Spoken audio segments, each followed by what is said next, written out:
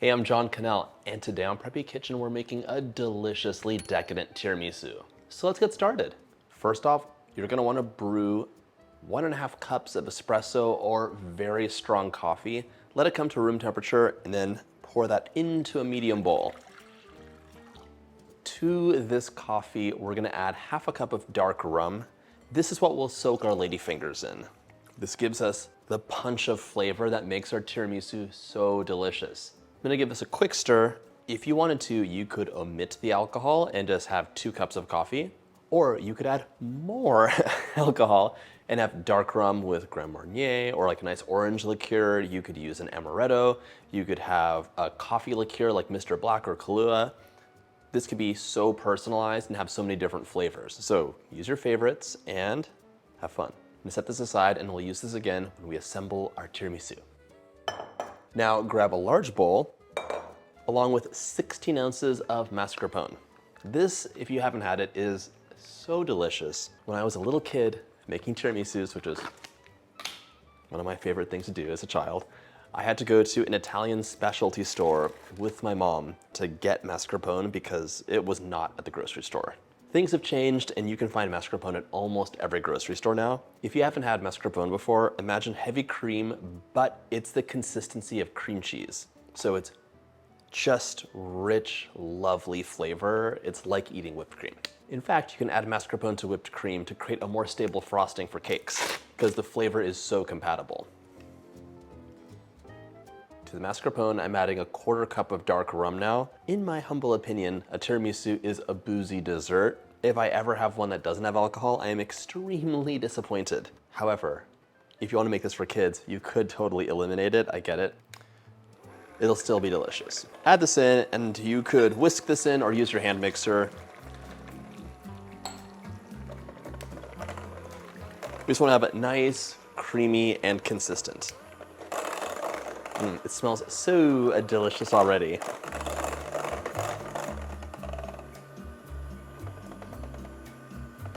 Okay. That looks lovely, oh my gosh. Set that aside. Now we're gonna grab a medium pot and a medium bowl to create a double boiler. The bowl should fit over the pot, and what we're gonna do is fill this with about 2 inches of water and let the steam gently heat what goes inside of here: egg yolks and sugar.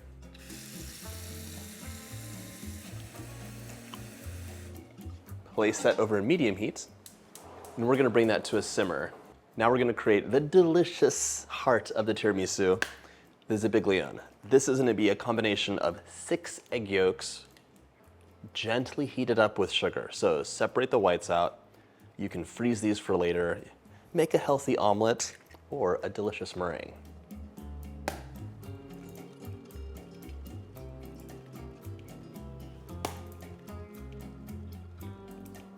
When I was a teenager, I would go to what I considered fancy restaurants at the time and just like sample desserts. It was one of my favorite things to do.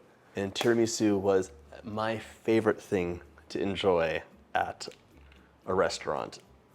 So I learned how to make them, and it's something I truly enjoy making. I love creamy things that are not too sweet, and tiramisu definitely falls into that category. It's like so lovely, dissolves on the tongue, and the flavors are just perfect. 1, 2, 3, 4, 5, and 6. By the way, if you like my videos, hit that subscribe button. There's 2 new recipes every single week. And 6. To the egg yolks, I'm adding 2/3 of a cup or 133 grams of granulated sugar. 1/3 and 2. Grab a whisk, and we're gonna give this a good mix.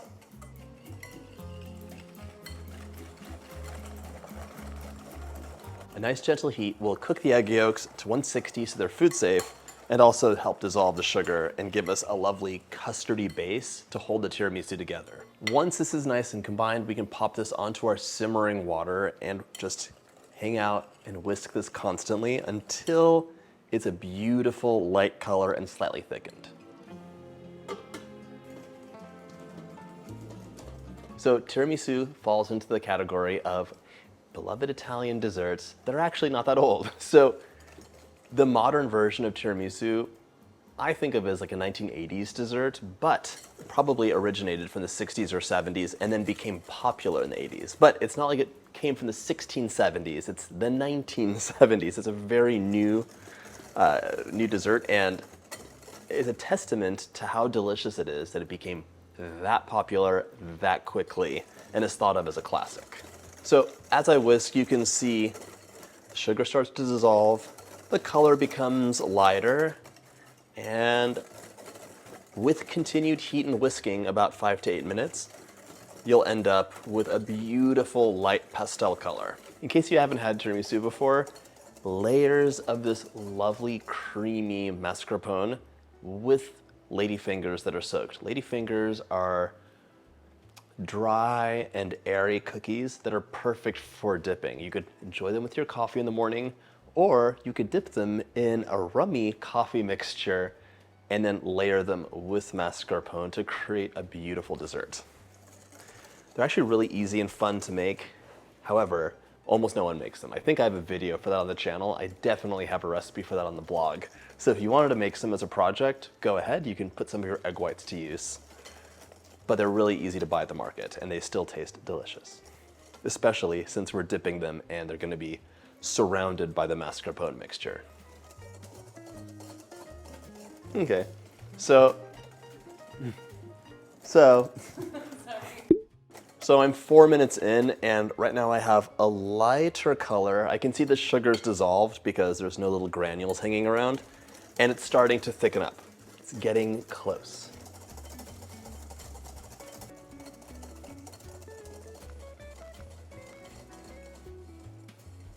So a few minutes later, my mixture is nicely and slightly thickened. You can feel with your clean fingers that the sugar is dissolved, and it's slightly thickened in a beautiful pale yellow color. So we can take this off heat and incorporate this into the mascarpone. So pour this in.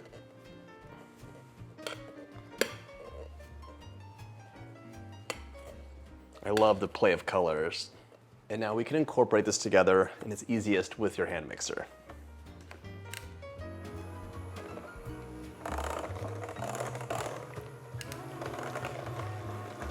Traditionally, a tiramisu is gonna have this coffee flavor, but there are so many variations, including like orange and lemon tiramisus. The list goes on. You can just sub out the coffee for fruit flavors as well, and oftentimes it's quite lovely.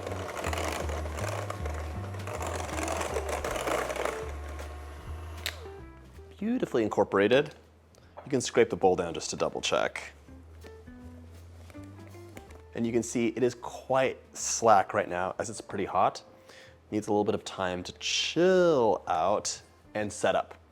So you can cover this and pop it into the fridge for 15 minutes or so while we get everything else set up, including our whipped cream. You don't have to cover it.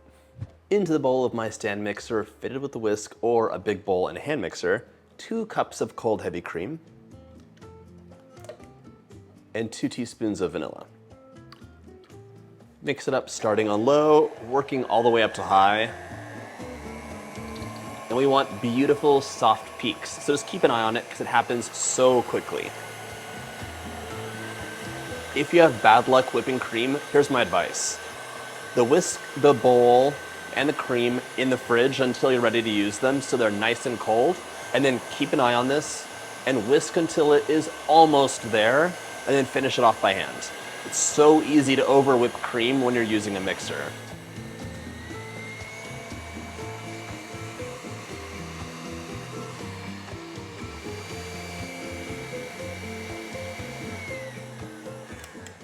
See, it's almost there, but not quite, still a bit soft. So just finish it off by hand. And you can feel the difference and really just be sure it's gonna be the right consistency. A nice stiff but not overworked peak that's holding its shape. This can hang out in the fridge too until it's ready. It's been 15 minutes and I'm gonna fold my whipped cream into my mascarpone mixture. And apparently this is a more American version of tiramisu because In some Italian recipes, they'll fold in the whipped egg whites. Just fold this together. So pretty.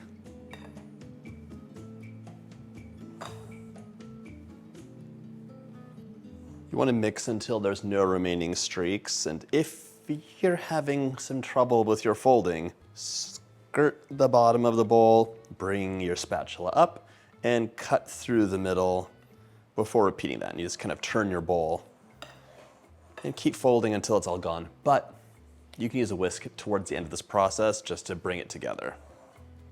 We're trying to preserve those beautiful bubbles in the whipped cream so we have some volume and lightness. Okay, this looks lovely. No streaks, it's a light color, and we are ready to begin our assembly. So grab a 9 by 13 inch dish and roughly 2 packages or 40 ladyfingers. So the deal is these ladyfingers are dry. They're a dipping cookie, and we don't want to fully saturate them. Do not be tempted to get them all completely laden with the coffee mixture. 1, they'll fall apart, and 2, this will be kind of soggy because it'll leak. What we want to do is take your ladyfinger, dip it for just a few seconds, flip it over, and that's good. So we're going to place that down, and you're going to create a bed of these partially soaked ladyfingers. These don't need more than 2 seconds of dipping time. 1, 2. They're very porous.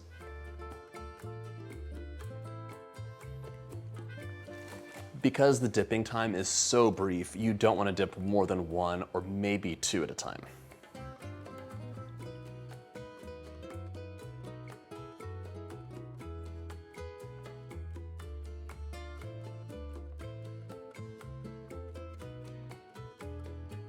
If they're a little too big to fit comfortably, you can just give them a trim.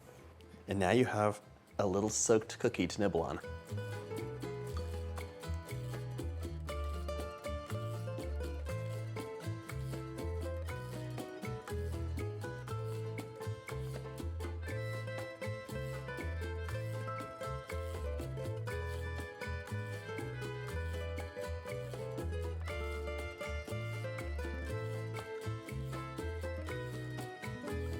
There's a possibility that you might be doing a heavy soak without realizing it. That's okay. All you have to do is brew a little bit more coffee and pour a little bit more rum and create more of the soaking mixture. It's not a big deal. Once you have your first layer, we can add half of the mascarpone mixture right over the top. So let's grab half of this, and you might notice, oh my gosh, this is really not very strong. How will we cut into this? With the magic of your refrigerator, this will be chilled overnight. Hope you're not watching this video trying to make tiramisu for a dinner party that happens in an hour. Actually, if you did need to do that, it still tastes delicious. I would just have it in little individual cups for serving. So make little individual tiramisus, pop it into the refrigerator for a few hours, and just understand it won't have that scooping structure. It'll still be delicious. Don't do this individual cups, in case you're watching a video that's last moment. All right, half of our mascarpone mixture goes over here.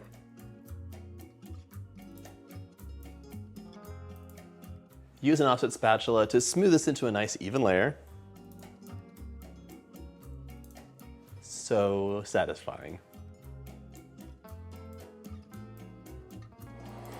No need to be completely perfectly flat and level. Just give that a nice smooth.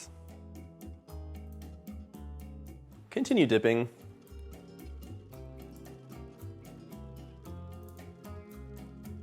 This is a great make-ahead dessert. Of course, it needs one night, so you can make it a day ahead because you have to, but it'll still be good the next day. So you could make this 2 days in advance and have a beautiful, well set up, creamy dessert ready. And as I said earlier, if you're running out, just brew some more coffee, add some more rum. It's a very easy soaking mixture to make more of. It's very easy to be liberal with the dipping and over soak your ladyfingers. And that's okay. More people will say, oh, that tiramisu is so dry, did they not soak it? As opposed to, oh, those ladyfingers were over soaked, there was so much flavor.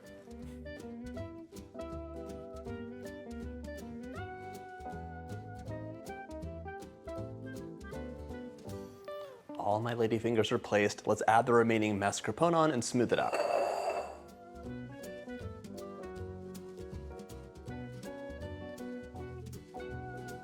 Smooth that out again.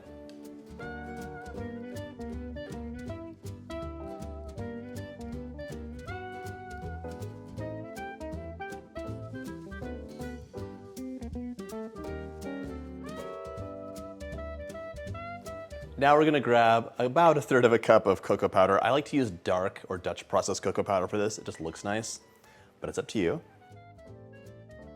Sprinkle that all over the top for a lovely chocolate finish, which will complement the coffee. The cocoa powder on top will absorb some of the moisture and darken up. You might have some modeling where there is more cocoa powder, and that's totally fine. If you'd like, you can finish your tiramisu off with decorations like edible flowers or shaped chocolate. Grab a damp paper towel and just clean the edge off. And this can go into the fridge now overnight, so it's perfectly set up. After some chill time, give your tiramisu a cut, and just like that, it's ready to enjoy.